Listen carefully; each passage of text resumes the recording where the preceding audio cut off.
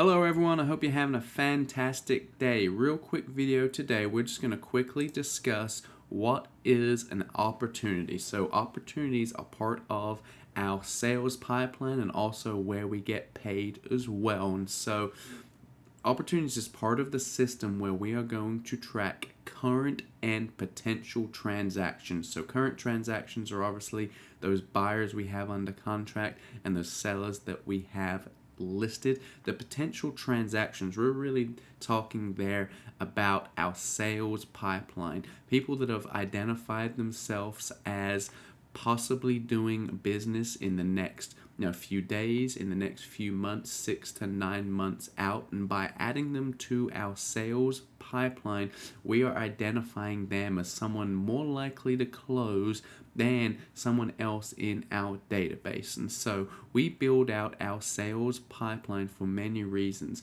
The first one and the most basic one is we don't want to forget about these people. We've all had it in our time where we've made a prospecting call and we've reached out to someone that we've had some good conversations with, and they let us know, great news, we're already under contract, and we could have done a better job communicating with that prospect, with adding value to that person, so they were more likely to do business with us than someone else. And so putting them in our sales pipeline, make sure that we don't forget about them. Maybe we have a limited amount of lead generation left in our day, and we want to make sure that we communicate with the hottest and the best contacts, leads, prospects first, because we want to make sure we're spending our time wisely. So again, we're going to break our pipeline down into sellers, buyers, and referrals. And so, set some best practices around your sales pipeline. You don't want to add someone to your sales pipeline just because they said that they want to buy a home. What is their motivation? Does it make sense as to will they eventually make a move? What is their time frame? If their time frame is a couple of years out, we need to set up some tasks and some follow-up smart plans to add those people to, but they probably don't belong in our pipeline. We're also not adding people to our pipeline just because they are on our website looking at expensive homes and we would love to sell that person a home. All mistakes that I've definitely made personally when it came to building a pipeline. And one of the biggest mistakes we can make when it comes to building a pipeline is adding people too easily to our pipeline when we don't really have their true motivation. We don't really have a definitive time frame, and we add them to the pipeline to make ourselves feel good. Because what happens there is if Stuart adds 10, 15 people to his pipeline that really shouldn't be on it, at the end of the week I look at my pipeline and I review it and I think, I'm doing pretty good. I've got 31 people in, I'm feeling great.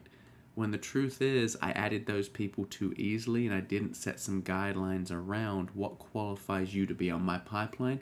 I think my business is healthier than it really is, and I don't end up converting a lot of the people in my pipeline, and I look around and I wonder, where is my business? It's not where I want it to be. And so set some best practice guidelines. You want to make sure that you're tracking people. If someone sat in one of my cultivate stages and phases for many months, why isn't that person moving on to the next stage? Is there something that I should be doing different, or is there someone that I should maybe remove from my pipeline and just throw back into the warm leads section? So make sure that you're setting yourself goals. How many people a week do you wish to add to your pipeline? Remember, everything we do today shows up in a few months later. So if I go a few weeks without adding anyone to my pipeline, I'm going to have a dip in my closings a few months down the road.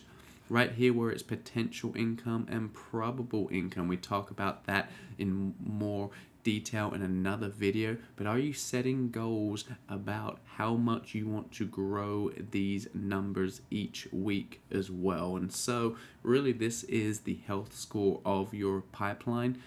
Is it growing? Has someone been sitting in it for a long time that we need to change our strategy with, or maybe remove? And so again, think of an opportunity as exactly how it sounds. We have an opportunity to do business with them, and now it's up to us to make sure that we're communicating regularly and effectively, and the ways that we communicate with them, that we're adding a value to them, while of course letting them know that we'd love to be their real estate agent of choice. So again, smart plans is one of the opportunities is one of the most underutilized features of this system when it comes to growing a sales pipeline. We all have one. Sometimes it's on a whiteboard, on a napkin, in our head. If we can get it into the system, it'll be in front of us more often. We're more likely to convert them, and we're less likely to let those opportunities fall through the cracks and miss out on helping them buy or sell a home. So if you got any questions, definitely reach out. We're here to support you, and thanks for watching.